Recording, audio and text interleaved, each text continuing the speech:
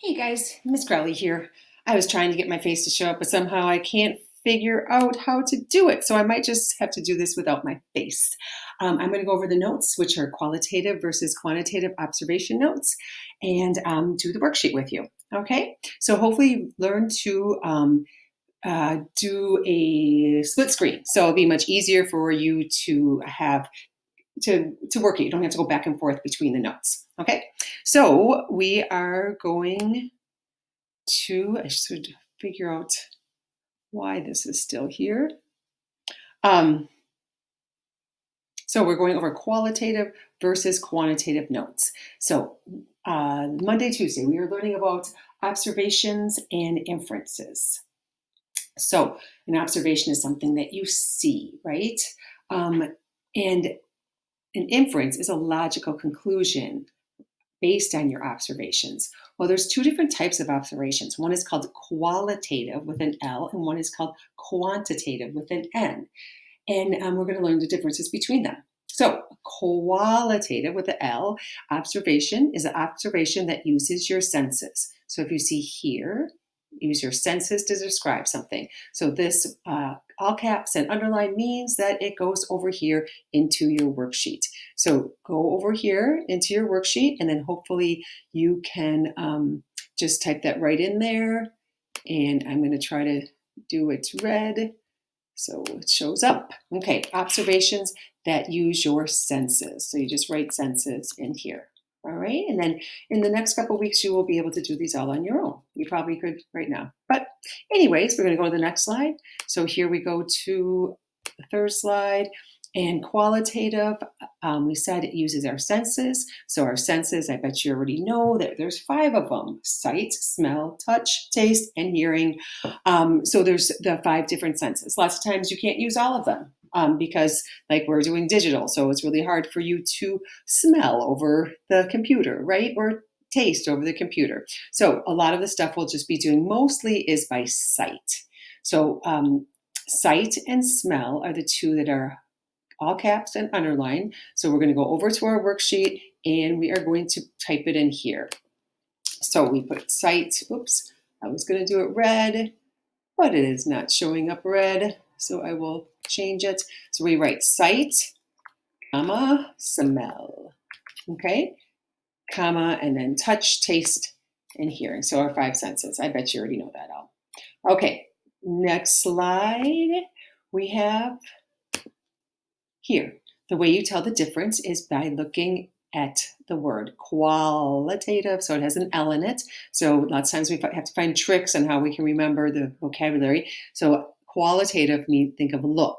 All right, because most of the time we're going to have you look at something. So think of look. Even though you can use all 5 of your senses, we're going to just think of looking for qualitative. So we hop over here and we are going to put look. Okay, so think of qualitative, think of look. And then here we go to quantitative. So quantitative observations are observations made with instruments to find exact measurements. So exact measurements is all caps and underline. So we know by now that goes into our guided worksheet, our notes. So we in science, and you are scientists, right? We like to have exact measurements. We don't want to say, oh, that person's tall. Well, what does that mean, right? We like exact. That person is 6 feet 6 inches, right? We want to actually have exact measurements. We like to use tools in science, which we'll get to, but we count, we time things, but we want to have numbers. So write exact measurements and period. Okay, so next slide, we use instruments or tools in science. And if we were in school, we would be using all these tools, and hopefully we will soon.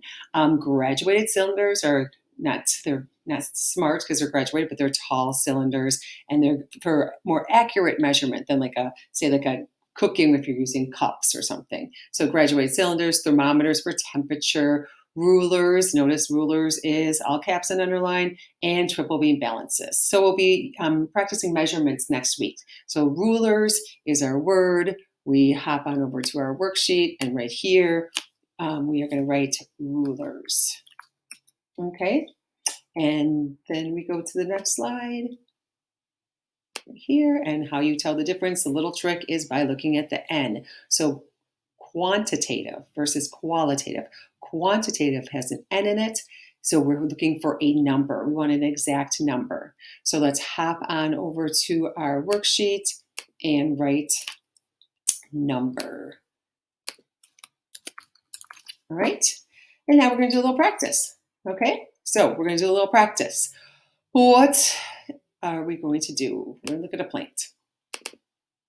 Okay, so the observation is the leaf feels rough. So is that qualitative looking, or is that quantitative a number?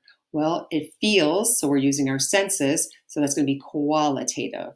So let's hop on over to our worksheet, and we are going to, I guess I'll highlight. We're going to highlight, you can circle, probably easier for you, qualitative. Okay, did that change to yellow? Nope, qualitative. Okay, let's see. Yes, we were right. It's qualitative. And here we go. The leaf has a mass of 12 grams. So it has a mass and 12 grams. 12 is an exact number. So it's going to be quantitative, because quantitative, it has the N in it. So we hop over here and you circle. I will highlight, and it's quantitative. All right. Then we'll go to this one. The leaf is green. So the leaf is green. That is something that we can see. We're looking. It's going to be qualitative because it has the L. So hop over here and highlight, circle, somehow indicate that that's the right answer. And we have one more, right, our very last observation. Woohoo! We got the leaf is 10 centimeters long. So 10 is a number, and so quantitative, the N in it, and that's our answer. Yay! Well, I sure wish I could have figured out how to videotape so you could see my face, but I tried. I tried very hard, and it didn't work.